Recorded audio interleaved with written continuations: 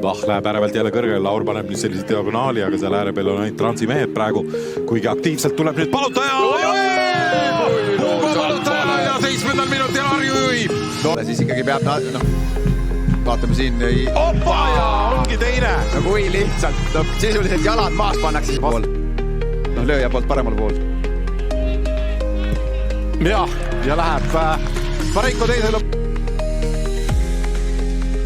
Kohtunik ja need kaks on ka käima läinud, Kuressaare tuleb, Jürisot madal löök ja poiss nüüd seal pool ja see läheb sisse ka. See läheb nüüd sisse. Taavent käib samal ajal. Frolovi karistuslöök, Boris Šiige saab selle vabalt suunata ja tegelikult Mätas saab täiesti vabalt panna. Frolovi tsenderdus värava ette ja sealt tuleb.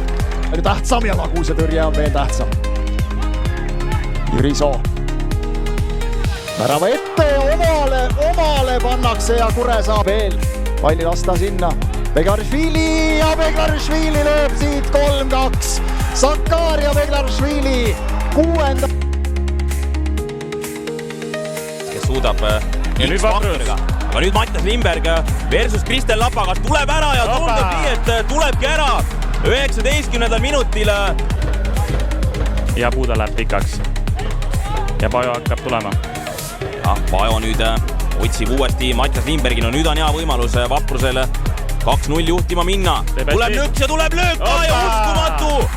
Mattias Lindberg, daamid ja härrad, läks ikkagi söödu peale. Koskor, Bedmanson, Pavel Maarin, tuleb lööki ka ja ongi niimoodi, et 40. minut.